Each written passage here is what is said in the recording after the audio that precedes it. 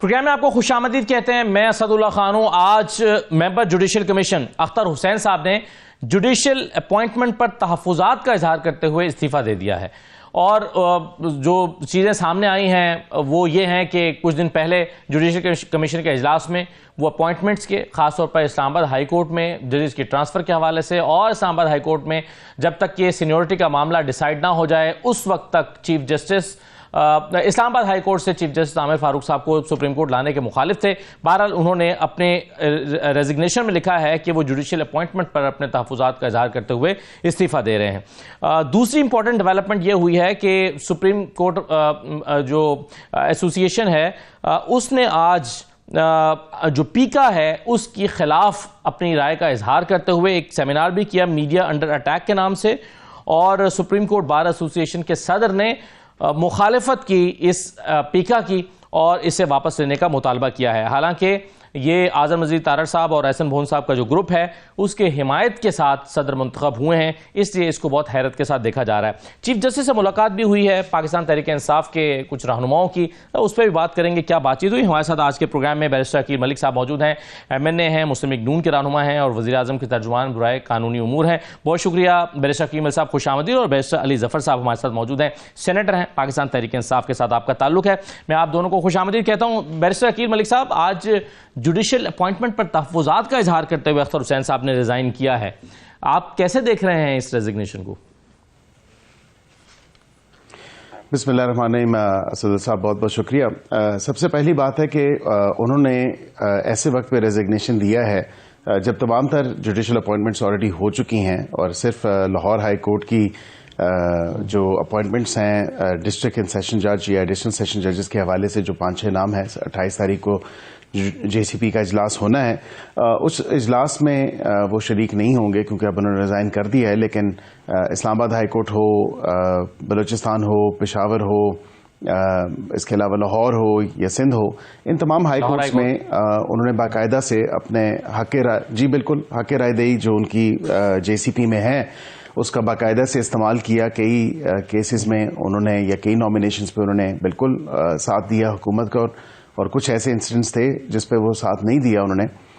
لیکن برکیف ہماری جو یہ JCP کی پروسیڈنگز ہیں یہ بالکل سامنے ہیں, اور اس میں علی ظفر صاحب بھی شامل رہے. صرف ایک سپریم کورٹ کے حوالے سے وہ نہیں بیٹھے, لیکن یہاں پہ یہ کہنا میں مقصود سمجھتا ہوں کہ اب اگر دیا ہے تو I think it's too late in the day, اور ان کی اپنی کوئی ذاتی وجوہات ضرور ہو سکتی ہیں جن کی بنیاد پہ انہوں نے اس پورے پروسیس کے ہونے کے بعد اب ایٹ دی 11th آور اپنا ریزگنیشن ٹینڈر کیا ہے. پاکستان بار کاؤنسل ایٹ لبرٹی ہے, وہ کسی اور ایڈوکیٹ کو نامنیٹ بھی کر سکتے ہیں, سینئر ایڈوکیٹ کو, جو ایک پروسیجر ہے. تو جو نیکسٹ 28 تاریخ کو ہونی ہے لاہور ہائی کورٹ لاہور کے حوالے سے جو 5-6 ججز ہیں میرے خیال سے جن کو نامنیٹ کیا گیا ہے, جو ڈسٹرکٹ اینڈ سیشن ججز ہیں یا ایڈیشنل سیشن ججز, تو ان کی نامینیشن کے حوالے سے میں سمجھتا ہوں کہ وہ تو نہیں بیٹھیں گے, لیکن اس سے پہلے نئے ممبر کا جو اپوائنٹمنٹ کا سسٹم ہے یا جو ان کی سجیشن ہے پاکستان بار کاؤنسل کی وہ سامنے آ جائے گی یا ان کی نامینیشن. تو یہ کہہ دینا کہ ابھی اس وقت انہوں نے جب ریزائن کیا تو میرے لیے یہ کوئی بات سمجھ نہیں آئی مجھے. البتہ کیا ہی بہتر ہوتا کہ وہ شروع سے ہی پہلے ہی اس میں جو بھی ان کا مائنڈ تھا, اگر اتنا ہی ججز کی اپوائنٹمنٹ پہ ان کا ایشو تھا تو وہ پہلے سے ریزائن کر دیتے. اتنے ہائی کورٹس ہونے کے بعد, سپریم کورٹ ہونے کے بعد پھر اس مومنٹ پہ ریزائن کرنا یہ کوئی بات سمجھ نہیں آتی ٹو ریزنیبل پروڈنٹ مائنڈ. میں یہ ضرور کہوں گا کہ اس کے ساتھ ساتھ اب اگر انہوں نے ریزائن کیا ہے تو اس کی کوئی وجوہات جو ہیں کوئی واضح طور پہ وہ اپنے لیٹر میں بھی نہیں بتا سکتے یا اور بتائی بھی نہیں انہوں نے. تو انہوں نے بس یہ کہا کہ مجھے کچھ ریزرویشنز ہیں اس حوالے سے, یہ کانٹروورسیز ہیں تو اس حوالے سے میں کروں گا. JCP کا کوئی کام نہیں تھا اسلام آباد ہائی کورٹ کی سینیورٹی کے حوالے سے, وہ تمام تر معاملہ تھا پریزیڈنٹ کا اختیار ہے اور پریزیڈنٹ نہیں کیا. اور ان کے اپنے جو جج صاحب ہیں, چیف جسٹس جو فارمر چیف جسٹس رہے ہیں, انہوں نے تمام تر معاملہ سینیورٹی کا ڈیسائیڈ کیا کہ کون سینئر ہے کون نہیں ہے, اور اسی حوالے سے سینیورٹی لسٹ انہوں نے ڈیسائیڈ کی اور ریپرزنٹیشن بھی انہوں نے ڈسپوز آف کی. اب کیونکہ معاملہ یہ سپریم کورٹ آ چکا ہے تو اب دیکھنا ہے کہ سپریم کورٹ میں کیا موقف آتا ہے, کیا پروسیڈنگز ہوتی ہیں. البتہ اس مومنٹ پہ ان کا ریزائن کرنا مجھے تو سمجھ نہیں آیا کہ کیوں انہوں نے اس مومنٹ پہ ریزائن کیا. آپ کہہ رہے ہیں آپ کی سمجھ سے باہر ہے. بالکل ٹھیک ہے. علی ظفر صاحب تو شریک بھی تھے جوڈیشل کمیشن کے اجلاس میں اور بعد میں پھر انہوں نے ریزائن کیا تھا. ایک نقطے پر اس حوالے سے علی ظفر صاحب کیا آپ سمجھ پا رہے ہیں کہ کیوں انہوں نے اب ریزائن کیا ہے جب ساری اپوائنٹمنٹس ہو گئی ہیں؟ میں آپ ہی کے ایک کولیگ انتظار پنجوتا صاحب کی ٹویٹ دیکھ رہا تھا. وہ کہہ رہے تھے کہ اختر حسین صاحب نے تمام ہائی کورٹس اور سپریم کورٹ میں حکومتی مرضی کے تمام ججز لگوانے کے بعد ضمیر کی آواز پر استعفیٰ دے کر انڈیپینڈنٹ گروپ کی ڈوبتی کشتی کو سہارا دینے کی ناکام کوشش کی ہے. نظام انصاف کے ساتھ جو ظلم اختر صاحب نے کرنا تھا وہ کر لیا. اب چاہے ممبر رہیں نہ رہیں کیا فرق پڑتا ہے؟ تو آپ کیسے دیکھ رہے ہیں پھر علی ظفر صاحب اس ریزگنیشن کو؟ دیکھیں میں اتنا ایکسٹریم پہ نہیں جاؤں گا جتنے جوتا صاحب کی ٹویٹ آپ نے پڑھی. میری نظر میں ایشو ایک بڑا کلیئر ہے. اس سے پہلے جتنی میٹنگز ہوئیں جے سی پی کی اس میں اختر صاحب نے وہی، چونکہ وہ نامنی ہے پاکستان بار کونسل کی اور چونکہ وہ بار کونسل کا اس وقت ایک طرح سے الائنس ہے حکومت کے ساتھ، لا منسٹری کے ساتھ، اٹارنی جنرل صاحب کے ساتھ، اور جو پی ایم ایل این ہے اور پیپلز پارٹی کا موقف ہے اس کے ساتھ، تو انہوں نے ابھی تک اسی طرح تقریباً ووٹ کیے نامینیشنز جو ججز کی تھیں اس کے لیے جس طرح کے ان کے بار کونسل نے کہا. اور اس میں کوئی مجھے نہیں لگا کہ انہوں نے کوئی تبدیلی زیادہ کی ہو یا کوئی اپنا موقف پیش کیا ہو سکتا ہے تھوڑا بہت ہو، لیکن جنرلی وہ اسی کے ساتھ ہی چل رہے تھے. لیکن لاسٹ جو میٹنگ ہوئی جس میٹنگ کو ہم نے بائیکاٹ کیا تھا کیونکہ وہ سینیورٹی، ہم نے کہا تھا کہ پہلے سینیورٹی کا فیصلہ ہو جائے تو پھر آپ یہ سپریم کورٹ کے ججز کے اپوائنٹمنٹ کا فیصلہ کریں. تو اس میٹنگ میں جو مجھے پتا چلا ہے وہاں انہوں نے ایک ایسا سٹینڈ لیا جو کہ بار کونسل اور پی ایم ایل این اور لا منسٹر صاحب کے موقف کے برعکس تھا. تو جب انہوں نے یہ سٹینڈ لیا تو اس کے بعد جو مجھے اطلاع ملی ہے، میں نے کنفرم نہیں کیا، میں ان کو فون کرنے کی کوشش کر رہا تھا، لیکن اطلاع یہ ہے کہ وہ ان کی پھر اس کے بعد بار کونسل میں ان کی ایک طرح سے مخالفت ہوئی اور جھگڑا ہوا اور پھر ان کو ریموو کرنے کی بات بھی ہوئی اور انہوں نے پھر یہ موقف اختیار کیا کہ میں ریزائن کر دیتا ہوں بجائے اس کے کہ یہ مزید جھگڑا بڑھے. تو یہ ایک ہے پوزیشن میرا خیال ہے. اور کمیشن کے دوران سر، اجلاس کے دوران، میٹنگ کے دوران ان کی رائے کیا تھی؟ بہت سخت موقف تھا ان کا جب جن نکات پر ان کے خاص طور پر ان کے تحفظات تھے.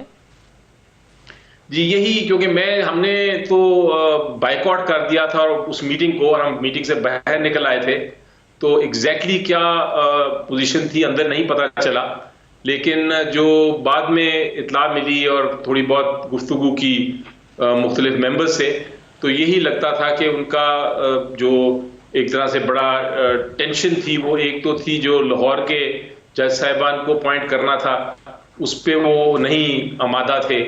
پھر کوئی ایک جج صاحب تھے جو پشاور ہائی کورٹ سے سپریم کورٹ جن کا اپوائنٹمنٹ کا ایشو تھا وہ چاہتے تھے کہ وہ ہوں اور جو حکومت شاید نہیں چاہتی تھی کہ وہ ہوں. تو یہ کچھ 2-3 ایسے پوائنٹس پہ ان کی اختلافات ہوئے جو کافی ڈسکشن بھی ہوئی اور ڈیبیٹ بھی ہوئی. جے سی پی میں لڑائیاں نہیں ہوتی، وہ یہ تو امپریشن ہے، کوئی اونچی آواز میں بھی نہیں بولتا لیکن آپ بحث ضرور کرتے ہیں. تو یہ ایک طرح سے وہاں سے میرا خیال ہے یہ کرائسس پیدا ہوا اور بار کونسل نے فیصلہ کیا کہ اب یہ ان کے نامنی سے نہیں رہے اور ان کو ہٹا دینا چاہیے. تو یہ مجھے لگتا ہے کہ اس کی بیک گراؤنڈ یہ ہے، اس سے زیادہ میں اس کو کوئی نہیں اہمیت دوں گا.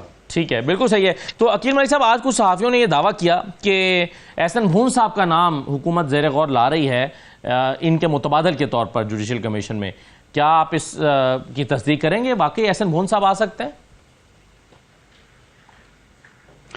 دیکھیں ابھی فی الوقت حتمی کوئی جو ہے اس میں ڈیسیجن نہیں لیا گیا اور بالکل سینئر لائرز جو ہیں پاکستان بار کونسل کسی کو بھی ریکمینڈ کر سکتی ہے، نامینیٹ کر سکتی ہے اور یہ اب میں اس کو رول آؤٹ تو نہیں کروں گا.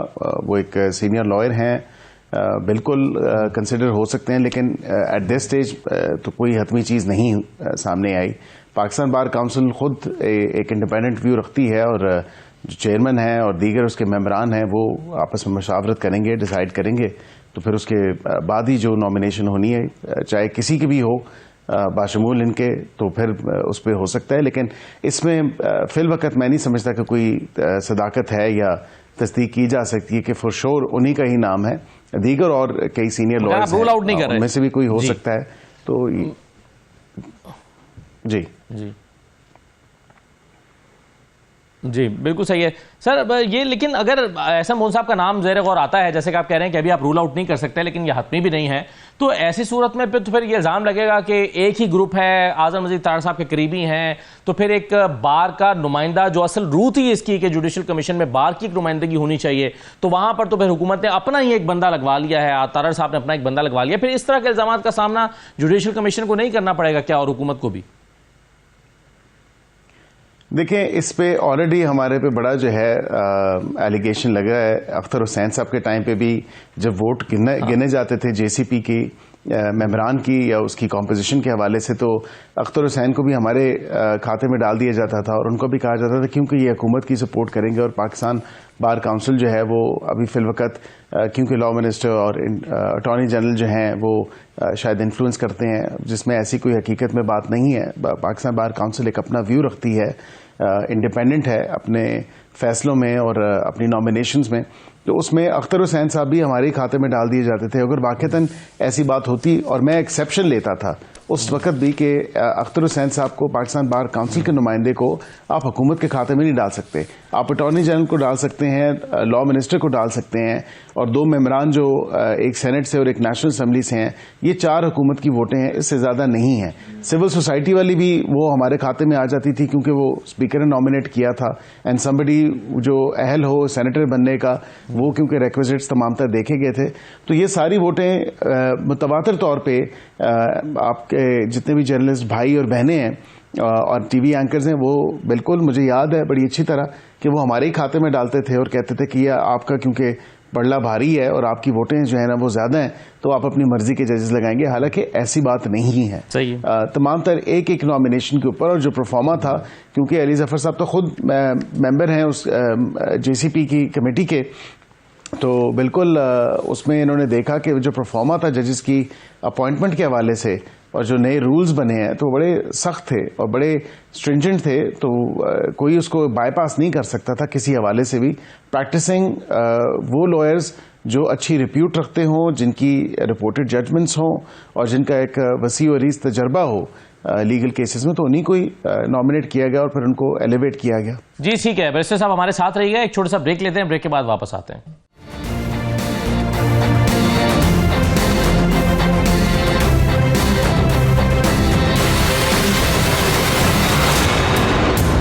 بریک کے بعد دوبارہ خوش آمدید. علی ظفر صاحب, یہ احسن مون صاحب ہوں یا اختر حسین صاحب ہوں, اس کو آپ نے پہلے ہی حکومت کے کھاتے میں ووٹ تو کاؤنٹ کیا ہوا ہے نا جی, کہ یہ تو حکومت کا ہی ووٹ ہے جو پاکستان بار کونسل کی طرف سے آ رہا ہے, یا آپ سمجھتے ہیں کہ نہیں یہ کیس ٹو کیس ویری کر سکتا ہے اور ایک انڈیپینڈنٹ قسم کا ووٹ ہوتا ہے؟ آپ یہ مانتے ہیں یا آپ سمجھتے ہیں کہ نہیں کوئی بھی آئے سے کوئی فرق نہیں پڑتا؟ جی دیکھیں, تھیوری میں تو یہ انڈیپینڈنٹ ہونا چاہیے, لیکن اس وقت جو پوزیشن ہے وہ یہ ہے کہ چونکہ ایک مخصوص گروپ اور ایک حکومت کا گروپ انفیکٹ کنٹرول کر رہا ہے بار کونسل کا, تو نامینیٹ بھی انہوں نے کیا ہوا تھا. اور ہم نے جو پہلے دیکھا لاہور کی باری بھی, اسلام آباد کی باری بھی, پشاور کی باری بھی اور بلوچستان کی باری بھی, ہم نے یہی دیکھا کہ جب وہ معاملے آ رہے تھے تو یہ ایک ہی گروپ ایک ہی طرح ووٹ کر رہا تھا. تو اس لیے تاثر یہی مل رہا تھا کہ وہ جو اختر صاحب ہیں وہ بھی اسی گروپ کے مطابق, حکومت کے موقف کے مطابق ووٹنگ کر رہے ہیں, اور یہی نظر آ رہا تھا اس سے ووٹنگ سے. لیکن آخری بار جس طرح میں نے بتایا جو لاسٹ میٹنگ تھی اس میں مخالفت ہوئی, اور آپ نے دیکھا کہ جب مخالفت ہوئی تو ان کو نکال دیا گیا, کیونکہ پرابلم یہ ہے اس حکومت کا کہ اپوزیشن جو ہے وہ برداشت نہیں کرتے, یہ ڈیسینٹ جو ہے وہ برداشت نہیں کرتے, وہ یہ برداشت نہیں کرتے کہ کوئی اور بھی موقف لے سکتا ہے انصاف اور قانون کے مطابق. تو اگر ایک انہوں نے موقف لیا تو آپ نے دیکھا کہ اس کو جھگڑا ضرور ہوا ہوگا, ان کو نکالنے کی بات ہوگی اور ان کو مجبوراً پھر ریزائن کرنا پڑا. تو یہ موقف جو ہے حکومت کا کہ آپ you are with us or you are against not with us, یہ والا جو ہے یہ جمہوریت کے خلاف ہے. اگر واقعی آزاد رکھنا تھا تو پھر ان کو رہنے دیتے. اختر حسین صاحب کر رہے تھے اپنا فیصلہ, اگر انہوں نے کر لیا تھا. حسین صاحب نے تو خود ریزائن کیا نا سر, وہ تو انہیں کسی نے نکالا نہیں ہے. بیک گراؤنڈ یہ لگتی ہے کہ ان کو فورس کیا گیا ہے. اچھا, مجھے جو بیک لگتی ہے وہ یہی ہے کہ ان کو مجبور کیا گیا ہے. وہ ریزائن نہ کرتے تو ان کی نامینیشن شاید بار کاؤنسل ہی واپس, پاکستان بار کاؤنسل کی طرف سے مجبور کیا گیا ہے نا. جی وہی بات. جی بالکل صحیح ہے. چلیے اس پر ایک تو بیرسٹر عقیل ملک صاحب, آج جو سپریم کورٹ بار ایسوسی ایشن کی طرف سے ایک اعلامیہ جاری کیا گیا ہے اور انہوں نے آج ایک سیمینار کنڈکٹ کیا میڈیا انڈر اٹیک کے نام سے, اور اس کے بعد انہوں نے کہا ہے کہ بہت سوچ و بچار کے بعد وہ یہ فیصلہ کر رہے ہیں کہ یہ قانون جو ہے وہ صحیح نہیں ہے اور حکومت کو یہ قانون واپس لینا چاہیے. اس پر زیادہ حیرت اس لیے ہوئی ہے کہ اعظم تارڑ صاحب اور احسن بھون صاحب کی سپورٹ اور اسی گروپ کا حصہ ہونے کے ناطے انہوں نے الیکشن لڑا تھا اور یہ جیت کر آئے تھے. تو یہ آپ کے خیال میں بھی حیرت کی بات ہے سر, یہ جو سٹانس لیا گیا ہے سپریم کورٹ بار ایسوسی ایشن کی طرف سے, خاص طور پر رؤف عطا صاحب کے ہوتے ہوئے؟ دیکھیں, اب یہی میں بات کرتا ہوں کہ ججز انڈیپینڈنٹ ہیں, عدالتیں انڈیپینڈنٹ ہیں اور لائرز انڈیپینڈنٹ ہیں. لائرز کی جو باڈیز ہیں وہ انڈیپینڈنٹ ہیں. ہر چیز کو موڑ توڑ کے حکومت کے ساتھ جوڑ دینا اور پھر کہہ دینا کہ یہ حکومت کی سپورٹ کرتے ہیں, جہاں حکومت صحیح ہے وہ حکومت کے ساتھ کھڑے ہیں. آج انہوں نے ایک ڈفرینٹ اور ایکسیپشنل ویو لیا ہے اس تمام تر چیز پہ. میڈیا کی جتنی بھی باڈیز ہیں ان کے ساتھ ملاقات کرنے کے بعد, اس سیمینار کے بعد, تو اچھی ایک میں سمجھتا ہوں ہیلدی بات ہے اگر وہ سمجھتے ہیں, جو کہ میں خود بھی یہ ویو رکھتا ہوں کہ مزید کنسلٹیشن ہونی چاہیے تھی, اس کو مزید بہتر بنایا جا سکتا تھا. لیکن with the Advent of social media, اور کیونکہ یہ کافی 1.5-2-2.5 سال سے تقریباً یہ کم از کم چل رہا ہے سارا معاملہ, 2.5-3 سال سے, تو اس میں دیر نہیں کرنی چاہیے تھی. لیکن برکیف میرا پرنسپل سٹانس یہ کہ اس کو مزید بہتر ابھی بھی بنایا جا سکتا ہے. میں نے 12 دفعہ کہا کہ جو جرنلسٹ کی جوائنٹ ایکشن ٹاسک فورس ہے یا جوائنٹ ایکشن کمیٹی ہے وہ انگیج کرے. یہ کام اصل میں وزیر اطلاعات کا ہے اور وزیر داخلہ کا ہے, انہوں نے انگیج کرنا ہے. ہم تو بصیرت پوسٹ آفس یا ہماری جو ویلیوبل ان پٹ ہے at ministry of law and justice وہ ہم دینے کے لیے تیار ہیں, ہم انگیج کرنے کے لیے تیار ہیں. میں نے بلکہ خود بھی کہا, میں نے کہا جی اگر مجھے بھی ریچ آؤٹ کرتی ہے جوائنٹ ایکشن ٹاسک فورس تو میں بھی بیٹھنے کے لیے تیار ہوں. رانا ثناءاللہ صاحب نے بھی یہی بات کی, عطا تارڑ صاحب نے بھی یہی بات کی, تو ہم تو بیٹھنے کے لیے تیار ہیں. اور آج سپریم کورٹ بار ایسوسی ایشن نے کہا تو اس میں بالکل بہتری آنی چاہیے, اس کے رولز جو بننے ہیں اس میں بھی بہتری آنی چاہیے. اور اگر آپ سمجھتے ہیں کہ کوئی ایسی شک ہے جس پہ ایک سوالیہ نشان ہے, یہ جو آپ سمجھتے ہیں کہ اس کو بہتر ہونا چاہیے اور وہ ویگ ہے, تو بالکل میں سمجھتا ہوں کہ اس پہ بات ہو سکتی ہے اور کرنی چاہیے اور اس کو چینج بھی ہونا چاہیے. آپ کا بھی پوائنٹ آف ویو منظور ہو رہا تھا اس وقت بہت جلد بازی میں کیا جا رہا تھا اور صحافیوں کے ساتھ ملاقاتوں میں انہیں یقین دلا بھی گیا, اور جرنلسٹ نے صرف اتنا کہا تھا کہ اس کو چند دن کے لیے ڈیلے کر دیجئے. بلکہ سینٹ کی جو کمیٹی تھی جس میں خود عرفان صدیقی صاحب موجود تھے اور دیگر اور بڑے سینئر سینیٹرز موجود تھے, اس میں خود اینکرز کے ساتھ وہاں گیا تھا اور ہم نے ان سے درخواست کی کہ جی ابھی چند گھنٹوں کے لیے آپ ہمیں وقت دے دیجئے, پھر سن لیجئے. لیکن وہ 5 منٹ کے اندر منظور ہوا اور پھر اسی دن وہ پاس ہو گیا سینٹ سے. تو بہت جلد بازی کا مظاہرہ کیا گیا. آپ نہیں سمجھتے کہ آپ اس کو ہولڈ پہ ڈال کے راستہ موجود ہے, آپ فوری کنسلٹیشن کر کے اس کا حل نکلنا چاہیے. میں اس پہ بھی آپ کو عرض کر دیتا ہوں, کیونکہ دیکھیں فیک نیوز, مس انفارمیشن, ڈس انفارمیشن اور یہ تمام تر جو فالس نیوز کا ایک بازار گرم ہوا ہے. لوگوں کی عزتیں سرے راج جو ہیں وہ چھالی جا رہی ہیں. ڈیپ فیکس, اے آئی جنریٹڈ امیجز, ویڈیوز بنائی جا رہی ہیں اور مختلف ایونٹس پہ بنائی گئی ہیں. تو میں سمجھتا ہوں کہ اس کو ایڈریس ہونا ضروری ہے, جس سے آپ بھی ایگری کرتے ہیں, آپ بھی کہتے ہیں کہ جی بالکل فیک نیوز کو, جھوٹی خبروں کو ختم ہونا چاہیے, مس انفارمیشن, ڈس انفارمیشن کو ختم ہونا چاہیے. لیکن اس کے ساتھ بالکل ہماری طرف سے جلد بازی میرے خیال سے تو کیونکہ یہ منسٹری آف انٹیریئر کا اور منسٹری آف انفارمیشن کا تمام تر معاملہ تھا تو وہ اس پہ جواب دہ ہیں. ہم نے تو اس کی نوک پلک دیکھی اور جتنا ہم اس کو درست کر سکتے تھے ہم نے بالکل اس کو کیا. صحیح ہے. بیرسٹر علی ظفر صاحب, چیف جسٹس صاحب سے آپ کی ملاقات ہوئی, پی ٹی آئی کے لوگوں نے جو ہے وہ ملاقات, یعنی کچھ لوگ پی ٹی آئی کے اندر بھی ایسے تھے جو سمجھتے تھے یہ ملاقات نہیں کرنی چاہیے. خود میرے پروگرام میں یہاں فیصل چودھری صاحب موجود تھے, وہ کہتے تھے کہ جی بالکل نہیں ملنا چاہیے پی ٹی آئی کے لوگوں کو, جو بات کرنی ہے وہ کورٹ روم کے اندر کریں. آپ کی ملاقات جب ہوئی ہے تو اس کے بعد بھی یہی اوپینین تھا ہے آپ کا کہ ہاں آپ کو یہ ملاقات نہیں کرنی چاہیے تھی, آپ سمجھتے ہیں کہ نہیں ملاقات تو ضرور ہونی چاہیے تھی لیکن سود مند رہی ہے, یعنی یہ الگ سوال ہے؟ دیکھیں ملاقات کا سلسلہ ایک بار شروع ہو گیا تو وہ تو ہمیں ملاقات کرنی ہی تھی. آپ دیکھیں کہ ملاقات کس وجہ سے تھی. چیف جسٹس صاحب نے جو ایجنڈا بھیجا تھا وہ ایک ایجنڈا تھا باقاعدہ جس کے اندر مختلف جوڈیشل ریفارمز کی باتیں تھیں مختلف ہیڈز کے نیچے. اس میں مسنگ پرسنز تھے, اس میں آربٹریشن تھی, میڈیشن تھی, ڈیجیٹلائزیشن تھی. یہ سارے معاملات پہ انہوں نے ریکویسٹ کی تھی کہ آپ ہمیں اپنی تجاویز دیں. تو جب انہوں نے ایک بار حکومت کے ساتھ ملاقات کر لی تھی اس پہ, میری نظر میں شاید نہیں کرنی چاہیے تھی پہلے لیکن کر لی انہوں نے, تو اس کے بعد انہوں نے اپوزیشن کو بھی جب کہا تو ہم پھر یہ پلیٹ فارم جو ہے جو ہمیں ایک ملا اس کو چھوڑ نہیں سکتے تھے. ہمیں پھر جانا تھا اور جا کے بات کرنی تھی. اب جب ہم نے بات کی, جا کے اپنی گفتگو کی, تو اس میں چیف جسٹس صاحب نے کہا کہ آپ کو یہ ایجنڈا میں نے دیا ہے, میں چاہوں گا کہ آپ اس پہ تجاویز دیں, لیکن اگر آپ نے کسی اور ایشوز پہ بھی بات کرنی ہے جن کا میرے ساتھ تعلق ہے یا جوڈیشل سسٹم کے ساتھ تعلق ہے تو آپ وہ کریں. تو ہم نے پھر اس پہ جتنے ہمارے مطابق مسائل تھے جو جوڈیشری کے ساتھ, جو جمہوریت کے ساتھ, جو آئین کے ساتھ جن کا تعلق تھا, جن کا بنیادی حقوق انسانی حقوق کے ساتھ تعلق تھا, ہم نے پھر وہ سارے ایشوز کو ایک کے بعد دوسرے کے بعد تیسرا ان کو بتایا. انہوں نے اس کا جواب نہیں دیا. انہوں نے یہ ضرور کہا کہ آپ نے جو تجاویز دینی ہے آپ ان کو بھی رائٹنگ میں دیں, اور جو آپ نے یہ باتیں کی ہیں ان کو بھی آپ رائٹنگ میں دیں. جو میرے اختیار میں ہوگا میں ضرور اس پہ کوئی نہ کوئی ایکشن. تو ویسے آپ یہ سمجھتے ہیں نا علی ظفر صاحب کہ وہ جب آپ کی کسی بات کا انہوں نے جواب ہی نہیں دیا تو پھر بہتر نہیں تھا کہ آپ ملاقات کی بجائے تحریری طور پر ہی بھیج دیتے, اور جواب تو پھر بھی تحریری طور پر شاید آنا ہے یا جو بھی اس کا آؤٹ پٹ آنا ہے, لیکن آپ کی ملاقات کا تو پھر کوئی فائدہ نہیں ہوا.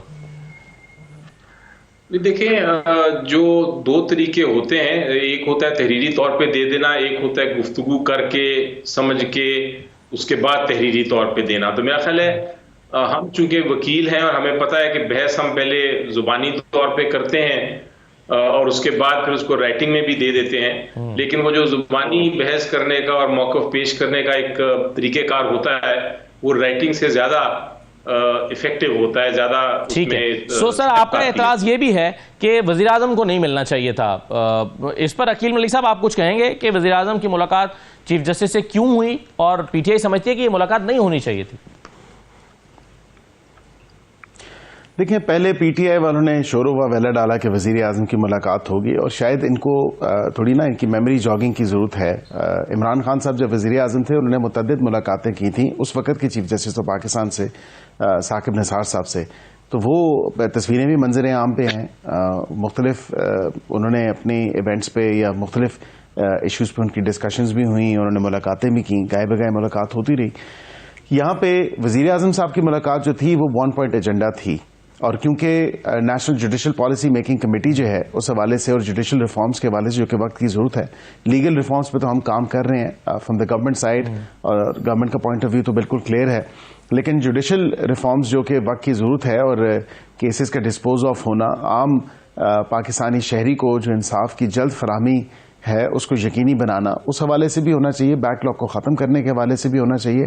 ہم کتنی بھی کیوں نہ قانون سازی کر لیں, بہتری کر لیں امینڈمنٹس کے through and so on so forth, لیکن جب تک اس کا ٹرکل ڈاؤن افیکٹ تب تک نہیں ہوگا جب تک امپلیمنٹیشن اس کی نہیں ہوگی عدالتوں کے اندر. وزیر اعظم صاحب کا 1 پوائنٹ ایجنڈا یہ تھا جو ٹیکس کے حوالوں سے, کیونکہ وہ بڑے ٹچی رہے ہیں پورے پچھلے 1 سال کے پیریڈ میں, جو حکومت پاکستان یا پاکستانی خزانے میں جو پیسے آنے ہیں ٹیکس کے کیسز کے اوپر جو اسٹے آرڈرز ہیں اس حوالے سے, تو وہ ڈے 1 سے بڑے ٹچی ہیں کہ جو ریسیویبل ہیں, جو قومی خزانے میں پیسے آنے ہیں, تو اس حوالے سے جو ہے ان کا کوئک ڈسپوزل جو کہ پاکستان کا فائدہ ہے, پاکستانی عوام کا فائدہ ہے, کوئی نون لیگ کا حکومت کا فائدہ نہیں ہے. تو اس حوالے سے انہوں نے کہا کہ جی اس کا کوئک ڈسپوزل آپ انشور بنائیں اور اسٹے آرڈرز نہ دیں, تاکہ فارن انویسٹرز کا بھی یہ اعتراض ہوتا ہے کہ یہاں پہ آ کے اسٹے آرڈرز مل جاتے ہیں, ہماری انویسٹمنٹ جو ہے وہ یہاں پہ رک جاتی ہے اس سارے تمام معاملے میں.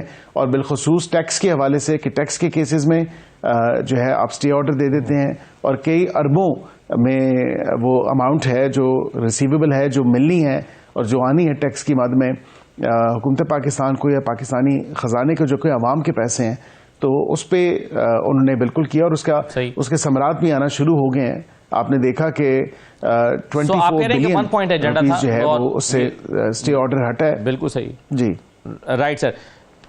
عقیل بھائی صاحب آخر میں چاہوں گا کہ ایک شارٹ کامنٹ آپ یہ بھی کر دیجیے اور پھر علی ظفر صاحب بھی کہ یہ اوور دا ویکینڈ ہم نے ایک اور خبر بھی دیکھی اور وہ یہ تھی کہ پتن کے دفاتر کو سیل کیا گیا ہے. اس سے تاثر فوری طور پر یہ ابھرا کہ چونکہ پتن نے الیکشن 2024 کے اوپر بہت سارے سوالات اٹھائے تھے اور اس کو ریگنگ کا شاخسانہ قرار دیا تھا, اس کے نتیجے میں یہ کارروائی ان کے اوپر کی گئی ہے. آپ کا ٹیک کیا ہے اس پہ؟ دیکھیں پتن کے اوپر ان اینی کیس 2005 سے اور اس وقت تو کاف لیگ کی حکومت تھی تو ان کے اعتراضات تو اس وقت سے ہیں اور ان کی جو رجسٹریشن ہے وہ اس وقت سے کینسل ہوئی بھی تھی فار وٹ ایور ریزن. وہ آپ نے بھی میڈیا پہ دیکھا جو نوٹیفیکیشن گردش کیا اور میری بھی اطلاعات یہی ہیں جب میں نے اپنے اینڈ سے چیک کیا کہ یہ تو 2005 سے ان کی رجسٹریشن انڈر کوشچن تھی, لیکن despite all of that with جو فارن اسسٹنس ان کو ملتی ہے یا فارن فنڈنگ جو آتی رہی ہے تھرو ویریس آرگنائزیشنس, اس کے تھرو بالکل ہی کام کرتے رہے ہیں. اگر بیچ میں کسی نے نہیں روکا یا کوئی اعتراض نہیں اٹھایا منسٹری آف انٹیریئر نے تو وہ کیوں نہیں اٹھایا, یہ تو منسٹری آف انٹیریئر جواب دے سکتی ہے. لیکن ان کی اگر رجسٹریشن, کیونکہ میں نے یہ تمام تر آئی این جی اوز اور این جی اوز کا بڑا کلوزلی میں نے اس میں پریکٹس بھی کیا اور دیکھا بھی ہے. جب 2015 کی پالیسی آئی تھی آئی این جی اوز کے حوالے سے تو ساری آئی این جی اوز جو ہیں وہ خراب کام نہیں کر رہی, لیکن ساری جو ہیں وہ پاکستان کے مفاد میں بھی کام نہیں کر رہی, کیونکہ میں نے اتنا کلوزلی اس کو دیکھا اور کچھ ان کے اپنے جو ہے ایجنڈاز بھی ہو سکتے ہیں, لیکن یہ دیکھنے کی ضرورت ہے, اس کو فردر پروب کرنے کی ضرورت ہے. رائٹ سر, بالکل آپ کی رائے اس پر علی ظفر صاحب. سر ایک انگریزی کا محاورہ ہے کہ you can fool someone once لیکن you can't fool all the people all the time. بڑا واضح ہے کہ ایک دم ان کی رپورٹ آئی اور امیجیٹلی یہ ایکشن ہو گیا. 2015 تو بہت پرانی بات ہے نا, 2015 نہیں, میں تو 2025 کی بات کر رہا ہوں, 10 سال بعد آج کے دن امیجیٹ ریئیکشن ہوا. اور ریئیکشن کیا ہوا, یہ ان کے آفس میں ریڈ نہیں ہوئی, کیونکہ میری ان سے بات ہوئی ہے, کل بھی ہوئی پرسوں بھی ہوئی, ان کے گھر پہ ریڈ ہوئی, ان کی وائف کے گھر پہ جہاں وہ اپنا گھر چلاتی ہیں, گھر پہ ریڈ کر کے اس کو ایک طرح سے ٹیک اوور کیا گیا. تو یہ بیسکلی ہیرسمنٹ ہے, یہ کوئی قانونی کارروائی نہیں ہے, یہ اسی کا ایک تسلسل ہے جو ہیرسمنٹ کی ایک ٹیکٹک استعمال کر رہے ہیں کہ جو بھی جس کے خلاف بھی کام کرنا ہے اس کے گھر پہنچ جاؤ اور گھر پہ کہو کہ جی ہاں آفس چل رہا ہے. کہ یہ ہیراسمنٹ ہے. بہت شکریہ بیرسٹر علی ظفر صاحب, بیرسٹر عقیل میر صاحب, بہت شکریہ پروگرام میں شرکت کرنے کے لیے. ایک چھوٹا سا بریک لیتے ہیں, بریک کے بعد واپس آئیں گے تو گورنر خیبر پختونخوا فیصل کریم کنڈی صاحب ہمارے ساتھ موجود ہوں گے. آپ ہمارے ساتھ رہیے.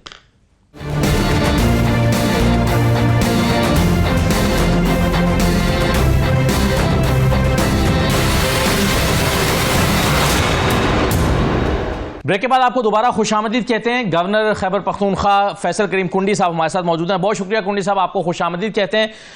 میں اس سے پہلے کہ باقاعدہ گورنر صاحب کے ساتھ گفتگو کا آغاز کروں, میں آپ کو سنوانا چاہتا ہوں ایک چیلنج کیا ہے فیصل کریم کنڈی صاحب نے علی امین گنڈا پور صاحب کو, جو کہ چیف منسٹر ہیں خیبر پختونخوا کے.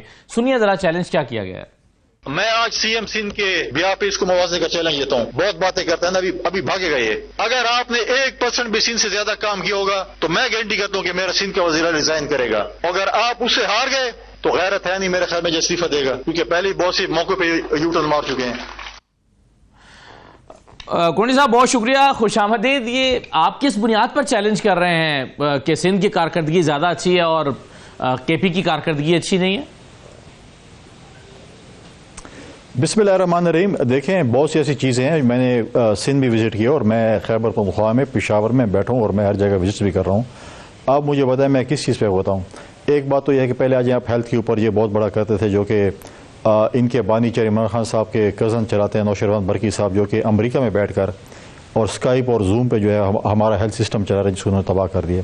یہ تو صرف 10 لاکھ روپے کا کہہ رہے ہیں کہ ہم نے ایک کارڈ دی, ہیلتھ کارڈ دی, جس میں صرف 10 لاکھ روپے تک آپ کا علاج ہوگا. کبھی کسی کارڈ میں پیسے ہوتے ہیں, کبھی ریلیز ہے یا نہیں ہے. سندھ میں آپ جو علاج بھی کرانا چاہے دل کے امراض کا ہو, لیور ٹرانسپلانٹ ہو, کڈنی ہو, کینسر ہو, سائبر نائف ہو, جو بھی ہو, فری آف کاسٹ علاج ہوتا ہے. 1 روپے بھی چارج نہیں کرتے. ان سے نہیں کہا جائے آپ کے کارڈ ہے, آپ کے پاس کارڈ نہیں ہے, آپ کا بیلنس ختم ہے, آپ کا بیلنس ہے نہیں ہے, کوئی چیز بھی نہیں ہے. سارا کچھ جو ہے وہ بالکل فری آف کاسٹ ہوتا ہے. دوسری بات یہ ہے کہ ہم نے تو بہت سے اسٹیڈیم اور گراؤنڈز بنا کے اپنے چلو لیڈروں کے نام پہ کیے ہیں. یہاں پر آباد نیا اسٹیڈیم جو کہ تاریخی گراؤنڈ ہے، کرکٹ گراؤنڈ ہے خیبر پختونخوا کا اور پشاور کا. پہلی بات تو یہ ہے کہ اگر محسن نقوی صاحب چند ہفتوں میں کراچی اور لاہور کے اسٹیڈیمز بنا سکتے ہیں، ہمیں تو چند سال ہو گئے کہ ہمارا ارباب نیاز اسٹیڈیم بھی بنا ہی نہیں ہے، اور انہیں ایک ایسے شخص کا نام پہ رکھ دیا جو کہ کنوکٹڈ ہے، اور کنوکٹڈ نام کے اوپر. اور اگر اپنا اسٹیڈیم آپ بنا لیتے اور اس کے نام پہ رکھ لیتے پھر بھی بات ہوتی. پرائے اسٹیڈیم کی تختی اتار کے اور اپنے ناموں پہ آپ لگا رہے ہیں. مطلب ہے کہ یہ ارباب نیاز اسٹیڈیم تھا، آپ ایک گراؤنڈ بنا لیتے. اور کس فیلڈ پہ آپ کہتے ہیں کہ آج آپ مجھے بتائیں کہ جس پارٹی نے 1 کروڑ نوکریوں کا وعدہ کیا تھا، 20,000 ملازمین کو اب بے روزگار کر دیا. ابھی رمضان کی شروعات میں لوگوں کے چولہے ٹھنڈے کر دیے کہ آپ غلط بھرتی ہوئے ہیں 16 مہینے کی حکومت میں. چلو اگر ہم آپ کی بات مان بھی لیتے ہیں، وہ جو ہم ماننے کے قابل بھی نہیں ہے کہ آپ غلط بھرتی ہوئے ہیں، کیا آپ نے ان لوگوں کو سزائیں دی جنہوں نے ان کو بھرتی کی ہے؟ وہ آفیسرس تو آج بھی موجود ہیں کسی نہ کسی پوسٹ کے اوپر، اور آپ نے ان لوگوں کو وہ کیا ہے. اور ہم نے اس کے اوپر دیکھیں، آج آپ دیکھیں کہ لوکل گورنمنٹ کے ناظمین اور کونسلرز روڈوں پہ 3 سال ہو گئے 1 ٹکے کا فنڈ ان کو نہیں ملا. آپ نے جو کسان کے اوپر ٹیکس لگایا وہ بھی دیکھیں. کوئی مطلب ہے کہ یہاں پر اگر آپ کی زمین دریا میں ہے، آپ کی زمین اگر کسی قبضے میں ہے تو اس کا رینٹ بھی آپ دیں گے. اس قسم کے ٹیکس آپ نے لگا دیے. تو آپ مجھے بتائیں کہ کیا کیا چیز کیا سر آپ نے 3-4 چیزوں کی، گورنر صاحب آپ نے 3-4 چیزوں کی اکٹھی بات کر دی اور میں اس پر الگ الگ بات کرنا چاہتا. لیکن چلیے آپ نے ہیلتھ کی بات کی ہے تو ہیلتھ کارڈ ہر شخص کے پاس اگر موجود ہے، اور وہ ہیلتھ کارڈ ہر شخص کے پاس ایک ایسی فیسلٹی ہے جس میں صرف سرکاری میں نہیں، وہ پرائیویٹ ہاسپٹل میں بھی اپنی مرضی کے ہاسپٹل میں جا کے علاج کرا سکتا ہے. تو یہ بہرحال ایک فیسلٹی تو ہے نا جی. سندھ میں تو وہ آپ کے پاس یہ فیسلٹی کہ آپ صرف سرکاری ہاسپٹل میں جا سکتے ہیں. تو آپ کے خیال میں یہ ہیلتھ کارڈ ایک اچھا منصوبہ نہیں ہے؟ دیکھیں سندھ میں NICVD، SIUT، سائبر نائف، یہ سارے ہاسپٹل جو آپ کے سامنے ہیں، کیا یہ جو ہے، کیا یہ جو آپ کا انڈس ہاسپٹل ہے یہ سرکاری ہاسپٹل ہے؟ وہاں پر بھی حکومت جو ہے انڈس ہاسپٹل کو بھی سپورٹ کر رہی ہے. باقی ہاسپٹلز ہیں جن کو حکومت سپورٹ کر رہی ہے. تو یہ ایسے ہاسپٹلز ہیں اور یہاں پر فری. دیکھیں ٹھیک ہے 10 لاکھ روپے ہیں، اگر خدا نہ خواستہ خدا نہ کرے کوئی بیمار ہو اور اس کے 10 لاکھ روپے سے زیادہ خرچہ ہو، آپ مجھے بتائیں لیور ٹرانسپلانٹ کا 1 کروڑ روپے خرچہ ہوتا ہے، باقی کے زیادہ ہوتے ہیں. پھر آپ اس کے لیے بیٹھیں گے کہ یہ بھی یہ چیز ہے یا یہ چیز ہے. دیکھیں آپ آئیں، میں یہ نہیں کہہ رہا، آپ موازنہ کر لیں، آپ ایک ٹیم بنا لیں، آپ میڈیا کی ٹیم بنا لو، چیک کر لیں کہ ہیلتھ فیسلٹیز جو ہمارے سندھ کی ہیں، اور آپ KP میں آ کر دیکھ لیں جہاں پر MRA کی مشینیں خراب ہیں. میں آپ کو ایک بات بتاؤں، میں DA خان میں ایک شہید کے گھر گیا. اس نے کہا کہ جب ان کو گولی لگی 2 گھنٹے تک آپریشن تھیٹر میں، یہ ہمارا پولیس کا نوجوان تھا، ہاسپٹل میں ڈاکٹروں نے ہمیں 11:15 بجے کہا کہ آپ ان کو خون کی بوتل لیں. 2 گھنٹے بعد ڈاکٹر ایسا ہو گیا، اور جب رپورٹ آئی تو 11 بجے اس کی ڈیتھ ہو چکی تھی. تو یہ تو ہمارے صرف CM صاحب کے ہاسپٹلس کا حال ہے، ٹھیک ہے. اور مطلب ہے کہ باقی تو آپ چھوڑ دیں کہ جو ہمارے ہاسپٹلس کا حال ہے، جو آپ مطلب ہے کہ یہاں پر جو دیکھیں آپ کریں نا، کمپٹیشن کریں. ہم کہتے ہیں کہ وہ فری ہے تو آپ بھی فری کر لیں. کونی صاحب ایک طرف تو آپ یہ کہتے ہیں کہ اور آپ خط لکھتے ہیں وزیر اعظم کو کہ انٹرنیشنل ایئرپورٹ جو اسلام آباد کا ہے اس کا نام بے نظیر انٹرنیشنل ایئرپورٹ رکھا جائے، لیکن دوسری طرف آپ کرکٹ اسٹیڈیم کا نام عمران خان جو کہ کرکٹ کے بہرحال لیجنڈ ہیں ان کے نام پر رکھنے پر آپ اعتراض کرتے ہیں. تو یہ تضاد نہیں ہے آپ کی بات میں سر؟ بالکل تضاد نہیں ہے. آپ تاریخ اٹھا لیں. یہ میں نے یہ نہیں کہا کہ آپ اسلام آباد ایئرپورٹ کو بے نظیر بھٹو شہید ایئرپورٹ رکھیں. یہ آلریڈی ان کا نام تھا. جب اسلام آباد ایئرپورٹ شفٹ ہو گیا اور وہ جو ابھی جو پرانا ایئرپورٹ ہے وہ VIP موومنٹ یا فلائنگ کلب کے لیے استعمال ہوتا ہے، تو انہوں جب ختم ہو گیا، جب یہ شفٹ ہوا تو آپ کو وہ ایئرپورٹ کا نام بھی شفٹنگ کے ساتھ اس کا نام رکھنا چاہیے تھا. میں نے صرف یہ کہا یہ آلریڈی ایئرپورٹ ان کے نام پہ تھا، اس لیے میں کہہ رہا ہوں کہ اس کو دوبارہ وہ کرنا چاہیے، جس کے میں ڈاکومنٹیشن بھی پرائم منسٹر صاحب کو بھیجیں کہ یہ چیزیں ہوئی ہیں. پرائم منسٹر نے آن دی فلور آف دی ہاؤس محترمہ کی شہادت کے اوپر یہ اناؤنس کیا تھا، تو آپ اس کو کریں. میں نے یہ نہیں کہا کہ آپ کسی اور کی تختی اتار لیں اور اپنی تختی لگا لیں. اور جو یہاں پر ہے کرکٹ لیجنڈ آپ کے لیے ہوں گے، لیکن میرے لیے وہ کنوکٹڈ شخص ہے جس نے صوبے کو دہشت گردی دی ہے. آج جو ہم فیس کر رہے ہیں، جسے 9 مئی کی ہے، ہم اس شخص کے نام پہ جو ہے ہم کرکٹ اسٹیڈیم نہیں رکھ سکتے جنہوں نے ایسے ایسے کرتوت کیے ہیں جو کہ ملک دشمنی کے مترادف ہو. تو ہم کوئی اچھا کارنامہ کرتے تو ہم کہتے اچھے کارنامے کے اوپر اپنا اسٹیڈیم بنا لیتے اور پھر نام رکھتے تو ٹھیک ہے. آج پشاور کے شہری جو لوگ نارملی جو یہاں کے شہری ہیں، وہ ان کو بھی بڑا اس کے اوپر وہ ہے کہ دیکھیں ایک اسٹیڈیم تھا، ایک شخص اس کا نام تھا ارباب نیاز اسٹیڈیم رکھا گیا تھا، کیوں آپ کو ضرورت پڑی کہ آپ اس کو چینج کرتے؟ بنا لینا اپنا اسٹیڈیم. تھوڑی کرپشن کرے، پیسے نہ کھائے نا، تو اپنا اسٹیڈیم ایک بنا لیں تاکہ اس پہ اپنا نام رکھ لیں. صحیح ہے. اچھا گورنر صاحب، آپ نے کسان کنونشن کروایا اور آپ زرعی انکم ٹیکس کی مخالفت کر رہے ہیں. یہ تو تمام صوبوں نے زرعی انکم ٹیکس لگایا اور یہ آئی ایم ایف کی ایک شرط بھی ہے. تو کیا آپ نہیں سمجھتے کہ خیبر پختونخوا میں اس وقت کسی کی بھی حکومت ہوتی تو آئی ایم ایف کی اس کنڈیشن کو مان کر یہ زرعی ٹیکس تو باہر لگانا ہی پڑتا سر؟ دیکھیں ہم نے پارلیمنٹ میں ہمارے پارٹی کے لوگوں نے اپوزیشن کے لوگوں نے وہاں پر ان کو سمجھایا کہ آپ جو ٹیکس لگا رہے ہیں یہ بالکل غلط ہے. فار ایگزامپل اگر آپ 15 کروڑ روپے کما رہے ہیں اس میں سے آپ فار ایگزامپل 5 کروڑ روپے ٹیکس دے رہے ہیں اور اگر آپ 50 کروڑ کما رہے ہیں تو آپ 20 لاکھ روپے ٹیکس دے رہے ہیں تو آپ نے عمرہ کے لیے ٹیکس کم کر دیا ہے, غریبوں کے لیے ٹیکس زیادہ کر دیا ہے. دوسری بات ہے 2-3 چیزیں ہیں. اس وقت ہماری جو سچویشن ہے ہم تقریباً ہمارے پاس یہاں پر دہشت گردی یہ چیزیں آپ کو جب سی ایم کہتا ہے کہ میں اپنی فصل لینے کے لیے بھتہ دیتا ہوں تو ہم بھتہ بھی دیں اور ٹیکس بھی دیں. دوسری بات یہ ہے کہ آئی ایم ایف کی شرط تو تھی, آئی ایم ایف نے آپ کو یہ کہا تھا کہ اگر آپ کی زمین پہ کسی کا قبضہ ہے, آئی ایم ایف نے آپ کو یہ کہا ہے کہ آپ کی زمین اگر دریا برد ہے تو اس کا بھی آپ رینٹ دیں گے. یہ تو آپ نے نہیں کہا. دوسری بات یہ ہے کہ ہمارے واٹر 1991 کے ایکٹ کے بعد تمام صوبوں کو اپنے پانی کا شیئر مل چکا ہے. خیبر پختونخوا کو پانی کا شیئر ہی نہیں دیا. ہمارے اریگیشن سسٹم وہ نہیں جو پہلے تھا, مطلب ہونا چاہیے تھا. دوسری بات یہ ہے کہ ہمارے جو CRBC چشمہ ہیڈ بینک کینال پچھلے فلڈ میں ڈیمیج ہوئی تھی, آج تک جو ہے وہ آپ اس کو بنا تو نہیں سکے اور ٹیکس لینے کے لیے آپ پہنچ جائیں گے. تو لہٰذا یہاں پر زمینداروں کا بہت سے جو ہے اس پہ گریونسز ہیں. بالکل آپ کے اوپر آئی ایم ایف کا پریشر ہوگا, لیکن آئی ایم ایف نے یہی کہا کہ آپ اس کے اوپر سپر ٹیکس بھی لگائیں, اپنے بھی ٹیکس آپ اس کے اندر وصول کریں. جو چیزیں ہوں گی جو جائز ہیں وہ ہم مانیں گے, جو ناجائز ہیں بالکل نہیں مانیں گے. میں کہتا ہوں کہ بالکل سی ایم آئی ٹیکس وصول کرنے کے لیے ہم دیکھتے ہیں کہ ہم سے کیسے ٹیکس وصول کرتا ہے. خود تو سول نافرمانی کی کال اسلام آباد میں دیتا ہے, چیزیں کرتا ہے کہ یہ چیزیں ہم نہیں مانتے, یہ چیزیں نہیں مانتے. ہم کہتے ہیں کہ جب تک ہماری ٹیم کے ساتھ نہیں بیٹھیں گے ہم ان کو کنونس کریں گے کہ یہ چیزیں غلط ہیں. جب غلط چیزوں کو ختم نہیں کریں گے ہم ان کے ساتھ کوئی بات نہیں مانیں گے. کرم کا کیا مسئلہ ہے گورنر صاحب؟ ابھی تک میں ایسا لگتا ہے کہ ہر گزرتے دن کے ساتھ یہ کمپلیکیٹڈ ہوتا جا رہا ہے. اگرچہ اس میں جرگے ہوئے, وہ کامیاب ہوئے, معاہدہ ہوا, لیکن ابھی بھی راستے بند ہیں, راستے کھل نہیں رہے ہیں. یہ مسئلہ اتنا کمپلیکیٹڈ ہو گیا, حل کیا ہے اس کا؟ دیکھیں اب کچھ چیزیں ایسی ہیں کہ جو کمپلیکیشن کے بعد آپ کو سوال کرنا پڑتا ہے. اگر آپ کے بچے ہوتے ہیں, آپ ان کی تربیت کرتے ہیں, جب اگر وہ باتوں سے نہیں مانتے, اگر وہ پیار محبت سے نہیں مانتے تو پھر آپ کو سختی کرنی پڑتی ہے. اب لوگ کہتے ہیں کہ زمین کا مسئلہ نہیں ہے, زمین کا مسئلہ تھا. سی ایم صاحب کہتے ہیں زمین کا مسئلہ نہیں ہے, اب تو یہ ہاں اب ہے غلط, اب اور مسئلہ بن گیا, لیکن شروع کہاں سے ہوا تھا؟ اگر وہاں پر 400 یا 700 بنکر بنے ہیں, کیسے بنے ہیں؟ وہاں پر صوبائی حکومت کی ریٹ کہاں پہ تھی؟ وہاں پر لوکل گورنمنٹ کہاں پر تھا؟ وہاں کی انتظامیہ کہاں پر تھی؟ آپ ذرا اپنے اسلام آباد میں جا کر کوئی مورچہ تو بنائیں یا کوئی بنکر تو بنائیں, دیکھ لوں کہ آپ کو تھانے والی پولیس آتی ہے کہ نہیں آتی. تو اتنے حد تک چیزیں گئی کیوں ہیں؟ ٹھیک ہے, جب اتنے حد تک گئی ہیں اب وہاں پر جو چیزیں ہیں, پھر 25 کلومیٹر کا روڈ, کیا صوبائی حکومت تو اسلام آباد میں آ کے کہتے ہیں کہ تو مسئلہ بھی خریدیں گے اور بارود بھی خریدیں گے, اسلام آباد پہ چڑھائی کریں گے, اپنے بانی چیئرمین کو بھی جیل سے اٹھا کے لے جائیں گے, یہ بھی کریں گے, بڑے بڑے دعوے کرتے ہیں, تو 25 کلومیٹر کا روڈ نہیں کھول سکتے؟ بیٹھ جائیں سی ایم کوہاٹ میں, کیا تکلیف ہوتی ہے اس کو؟ اپنی ساری ٹیم بٹھائے, اپنی ساری کابینہ بٹھائے, آئی جی کو بٹھائے, IGFC کو بٹھائے اور بولے کہ ہم اسلام آباد پہ تو روز چڑھائی کرتے ہیں, ذرا ہم کرم کروڑ بھی کھول لیں. ول ہونی چاہیے. جب آپ اپنا صوبہ, جب آپ ملیٹنٹس کو ٹھیکے پہ دے دیتے ہیں, ان کے دفاتر کھولنے کے آپ مترادف ہوتے ہیں کہ ان کے دفاتر یہاں پر کھولیں, پھر آپ کیسے کمیٹڈ ہوں گے کہ آپ اس صوبے میں لا اینڈ آرڈر کی سچویشن ٹھیک کریں گے؟ جب آپ اپنی فوج کے خلاف قرارداد اسمبلی میں پاس کرائیں گے, ایسے اسپیچیں ہوں گی ہمارے فوج کے خلاف جس پہ آپ ایکسپنج کرنے کے قابل ہوں گے اور ایکسپینشن نہیں کریں گے, تو پھر آپ ان لوگوں سے یہ امید کریں گے کہ آپ کے لیے امن لے کے آئیں گے؟ سی ایم صاحب پہلے اپنے ضلع کو تو سنبھال لیں, ادھر کیا سچویشن ہے. بنو, ڈی خان, ٹانک, لکی مروت, کوہاٹ, وزیرستان, باجوڑ, کرم, یہ سچویشن تو دیکھ رہے ہیں کہ صوبے 2013 میں ان کو ایک پرامن صوبہ ملا تھا, آج صوبے کو تباہ و برباد کر کے رکھ دیا ہے. ان کا 1 پوائنٹ ایجنڈا ہے کہ ہم نے پیسے کیسے کھانے ہیں, نوکری کیسے بیچنی ہے, کمیشن کیسے کرنے ہیں. ان کا کوئی لا اینڈ آرڈر کے ساتھ کوئی سروکار نہیں ہے. کبھی آپ نے لا اینڈ آرڈر میں سنجیدگی دیکھی ہے کہ انہوں نے سنجیدگی کا مظاہرہ کیا ہو اور یہ سنجیدہ ہو؟ جب ہم سوال کرتے ہیں کہ آپ کو فیڈریشن نے 500 نہیں ابھی 600 ارب ہو چکے ہیں, 1% آف NFC ایوارڈ کے دیے ہیں, وار آن ٹیرر کے لیے دیے ہیں, ہمارے سیکورٹی فورسز کے لیے دیے ہیں, آپ ان کے پیسے بھی دائیں بائیں کر کے کھا پی گئے ہوں, آپ نے اپنے پولیس پہ خرچ نہیں کیے ہوں, ان کو آپ نے جو ہے اپ گریڈ نہ کیا ہو, ان کی تنخواہیں نہیں بڑھائی ہوں, ان کو آپ نے اسلحہ نہیں دیا ہو, آپ ان کو ملیٹنٹ سے لڑانے کے لیے اس قابل نہ کیا ہو, مطلب اس کو آپ نے وہ نہیں کیا ہو. آپ کہیں کہ آپ خالی ہاتھ جا کے ان کے ساتھ لڑیں, وہ کیسے لڑیں گے آپ کے ملیٹنٹس کے خلاف؟ صحیح ہے.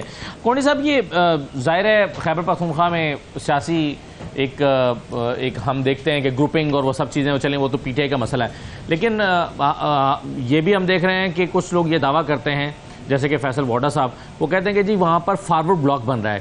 کیا واقعی آپ کے صوبے میں خیبر پختونخوا میں سیاسی بے چینی اس حد تک موجود ہے کہ کوئی فارورڈ بلاک بن سکتا ہے چیف منسٹر کے خلاف؟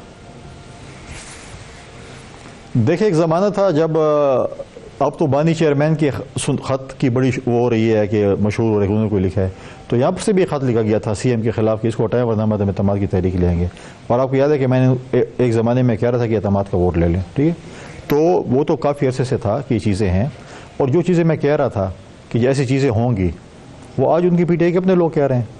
کوئی کہہ رہا ہے ہمیں ہروا دیا گیا تھا، کوئی کہتا ہے میں سائٹ پہ کر گیا تھا. اور میں نے پہلے دن کہا تھا کہ جس دن پی ٹی آئی کو پتہ چلے گا کہ ہمارے اندر میر صادق اور میر جعفر کون ہے، کیا کردار ادا کیا ہے، تو میرے خیال میں شاید بشرا بی بی کچھ دن آ کے انہوں نے چیزیں دیکھی ہوں گی، انہیں جا کر جو بھی ہے ان کے پارٹی کا انٹرنل مسئلہ ہے بالکل ہے. آج اب میں نے جب آپ کی بات کی، میں کل ایک اور کنونشن کرنے کے جا رہا ہوں، وہ ناظمین کا کنونشن ہے. 3 سال تک ناظرین کو انہوں نے گھاس نہیں ڈالی ہے اور نہ ان کو کوئی فنڈز دیے ہیں، نہ اجلاس. اب ان کو جو ہے سبز باغ دکھا رہے ہیں کہ ہم آپ کو فنڈ بھی دیں گے، ہم آپ کے ساتھ عدالت جائیں گے، آپ کو ایکسٹینشن بھی دیں گے. 3 سال تک سوئے رہے. آج تک آپ ناظمین کو آپ نے جو ہے امپاور کرنا تھا، آپ نے کہا تھا کہ اے سی اور ڈی ایس پی کے سی آر بھی لکھیں گے، آج تک ان کو 1 روپیہ آپ نے نہیں دیا. تو لہٰذا یہ چیزیں ہیں جو یہاں پر لوگوں کی جو ہے وہ بالکل گریونسز ہیں. اور آپ مجھے بتائیں، جب ہمارے سی ایم صاحب کی بات آ گئی تھی کہ ان کو ہٹا رہے ہیں یا واٹ ایور جو بھی مشکل تھا، کوئی ایک شخص کھڑا ہو اس کے ساتھ پریس کانفرنس کے لیے.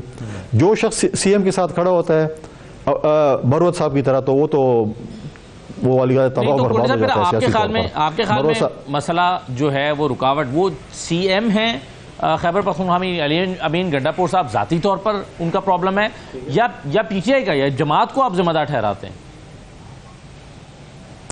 دیکھیں جماعت نے ان کو اپوائنٹ کیا نا. اگر سی ایم کا پرابلم ہے یا جو بھی ہے، پہلے جو ہے وہ جو اپوائنٹمنٹ آف جو سی ایم ہوتی ہے یا اس پوسٹ پہ ہوتی ہے، پہلے آپ دیکھیں بزدار ٹائپ لوگ آئے، اب بزدار پلس ٹائپ ہمارے سی ایم کی صورت میں آ گیا. اور مطلب ہے کہ چیزیں ہیں، تو پھر کیوں ہٹایا آپ نے ان کو صوبائی صدارت سے؟ تو میں نے کہا کہ مجھے تو لگ ایسے رہا ہے کہ بہت جلد جو پی ٹی آئی کے حقیقی ان کے ورکر ہیں وہ بہت جلد جو ہے وہ یوم نجات شاید منائیں. اچھا سر، لیکن ساری چیزوں کے باوجود ایک حکومت کے خلاف ایک گرینڈ اپوزیشن الائنس بن رہا ہے، اور اس وقت ایک الائنس جو ہے، یہ جو اپوزیشن کا الائنس ہے، یہ گیا بھی کراچی ہوا ہے جہاں پر پیپلز پارٹی کی حکومت ہے، اور وہاں پر جو پیپلز پارٹی کی مخالف جماعتیں ہیں ان کو اکٹھا کر رہا ہے، ان کو دعوت دے رہا ہے. جی ڈی اے کے لوگوں سے ملے ہیں اور دیگر سیاسی جماعتوں سے، تاجروں سے، وکلاء سے، اور وہ کہہ رہے ہیں کہ جی آئیے حکومت کے خلاف مل کر ایک تحریک چلاتے ہیں آئین کی بحالی کے لیے اور رول آف لاء کے لیے. تو یہ بہرحال حکومت کے لیے اگر اپوزیشن کی ساری سیاسی جماعتیں مل کر حکومت کے سامنے آ جاتی ہیں تو مسئلہ تو ہوگا. دیکھیے اپوزیشن کا اپنا ایک جمہوری حق ہے کہ وہ اتحاد بھی بنائیں، تنقید برائے اصلاح بھی کریں، چیزیں بھی کریں. ہم سندھ میں آ کے ہمیں رول آف لاء کی بات بتاتے ہیں. آپ مجھے بتائیں کہ ان لوگوں میں آئین توڑنے والے کتنے لوگ ہیں، اور پاکستان کو آئین دینے والے اور آئین کو اصل شکل بحال کرنے والے کون لوگ ہیں؟ آج وہ لوگ بھی باتیں کرتے ہیں جنہوں نے آئین پہ شب خون مارا ہے، وہ آج آئین کی بالادستی کی بات کرتے ہیں. یہ بھی سونے پہ سہاگ ہے. مطلب دیکھیں کہ یہ بھی کوئی مطلب ہے کہ کون سی خبریں ملنے کو آ رہی ہیں. اور جو اتحاد بن رہا ہے، پہلی بات تو یہ پہلے اکٹھے تو ہو جائیں، اپنے اندر سے بغض کو ختم کر لیں. سرکاری پی ٹی آئی مولانا فضل الرحمان کو گالیاں نکالتی ہے اور غیر سیاسی پی ٹی آئی مولانا فضل الرحمان کے پاؤں پڑتی ہے. پہلے اپنے آپ میں تو ایک پیج پہ ہو جائیں کہ آپ لوگ کرنا کیا چاہتے ہیں. آپ نے آدھے لوگوں کو گالیوں پہ لگایا ہوا ہے، آدھے لوگوں کو آپ نے پاؤں پکڑنے اور منت سماجت پہ لگایا ہوا ہے.